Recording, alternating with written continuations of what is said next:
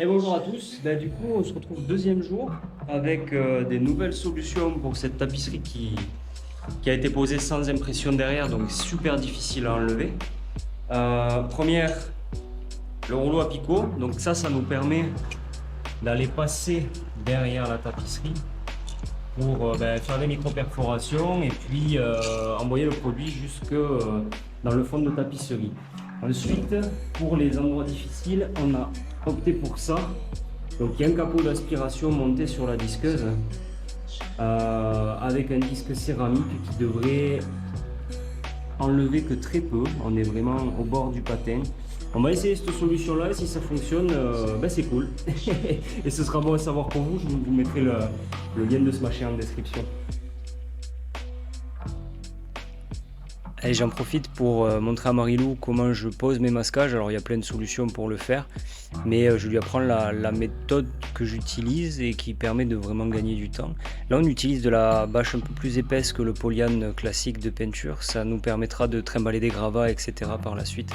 Alors le tout c'est de scotcher un côté et puis de venir bien tendre la bâche à l'opposé pour ensuite finir par la périphérie. Rien de bien compliqué, mais faut le savoir. Quand c'est bien tendu, c'est beaucoup plus agréable sur le chantier. Marilou est lancée autonome sur les masquages. Mohamed de son côté, il avance bien sur les détapissages, donc ça me permet de repartir à fond sur cette pièce du fond qui me tracasse depuis le départ du chantier.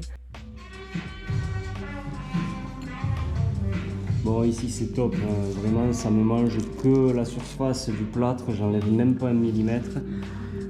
Quelquefois ça me fait un petit trait de coupe, mais rien de bien méchant.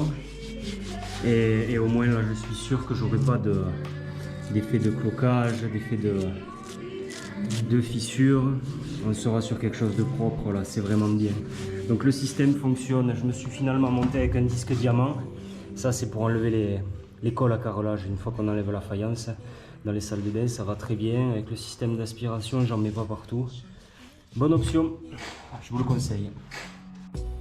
Bon, ça c'est le mur qui partait pas du tout, donc on arrive quand même à choper du grain. Ça marque pas des masses non plus, c'est intéressant, ça fait une belle accroche après pour les endus. Et là on est dans la même pièce, mais c'est pas posé de la même manière. Donc ici, j'ai opté pour une perforation du support. Et ensuite je l'ai arrosé donc plusieurs fois, il y a 10 minutes de pause entre chaque arrosage. Et ça vient pas trop mal, alors je vous montre.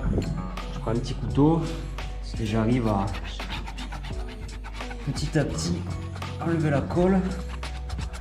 C'est pas la tapisserie la plus simple, mais ça évitera une des 3 passes de ratissage.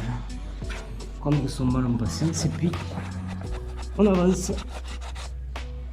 Mohamed avance super bien de son côté, vraiment sur les détapissages. Il est en train d'enlever la deuxième pose qui reste partout au final, des vestiges de la soirée, puisque les premières ont été enlevées partout. Bon, du boulot. Là, tout ce mur c'est terminé. Là-bas, on va repasser un coup de girafe. Celui-là, il est passé à la disqueuse. Celui-là, c'est venu à peu près tout seul. Et là, maintenant, c'est toutes les petites finitions, là où la machine ne passe pas. On y va à la pogne, à l'ancienne, à la main comme les Romains. Et puis petit à petit, on arrive à tout enlever. C'est encore une fois très important de ne rien laisser derrière. Ça évite des problèmes par la suite. Là, les petits traits de disqueuse qu'on voit partout, on aura une passe de ratissage en plus ici, par rapport au reste des pièces qui sont restées relativement propres. C'est comme ça. On vous montrera comment traiter des belles fissures aussi, ça va être cool. Allez! Là sur ce mur, on le voit très bien quand on est proche du mur, il y a une espèce de pellicule de papier qui est restée. Là on la voit bien sur la vidéo et c'est ce que je suis en train d'enlever, de glacer complètement avec un papier en 120. Fais gaffe de ne pas te baigner la gueule parce que ça glisse ça par terre. Ouais, d'accord. Nom de Dieu!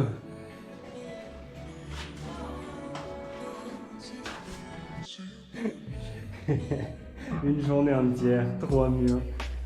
Cette tapisserie là. Quel petit truc. Je dirais pas de gros mots. Au scrapper, tout petit à petit. La vie est belle. Ça va qui? Le métier est beau. La vie est belle. Dehors il fait beau. Les oiseaux gazouillent. Du coup, ça va. Mais il faut aimer faire des petits morceaux de confetti, il faut vraiment aimer ça. Hein. C'est une passion dans la vie du confetti. Je veux dire être forain, moi, pas peintre. Forain, ouais, c'est un joli métier aussi. Balancer des confettis et faire rire les enfants. Ouais, ça vient bien quand même. Sinon, ça fait des trous, il y a de la reprise. Mais quand on aime, on compte pas.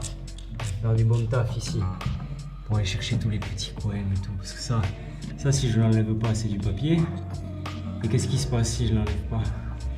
Je vais imprimer. La peinture va se tendre un minimum, hein, même des peintures sans tension, il y a toujours un tout petit peu de tension. Et ça va se lever. Et pire, si c'est pas à la peinture, à l'impression, pour bloquer le fond parce que le plâtre est farineux, si c'est pas à la peinture que ça pète, c'est après aux enduits, quand il tire au séchage. Et alors là, c'est pire que tout, faire pour défaire, pour refaire, c'est infâme. Alors on s'applique, on y va.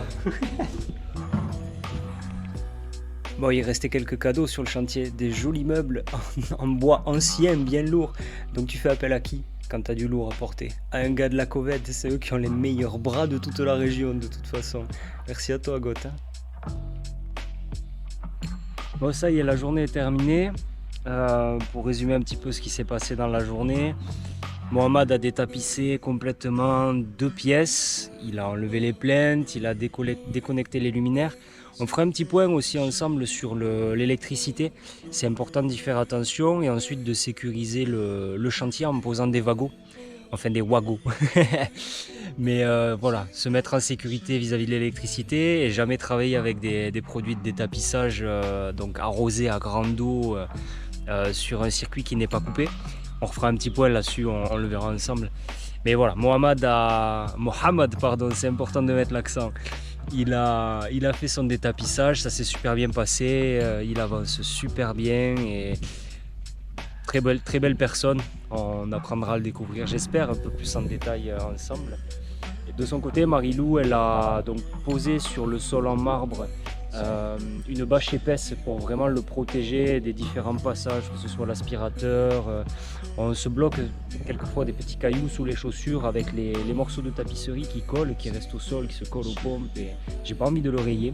C'est un joli marbre et on va le rénover à la fin, on va le poncer. Mais c'est pas une raison, il faut pas aller l'abîmer un peu plus que ce qu'il l'est déjà, parce qu'il a déjà bien vécu. Donc on l'a bâché. Enfin, Marilou s'est occupée de le bâcher.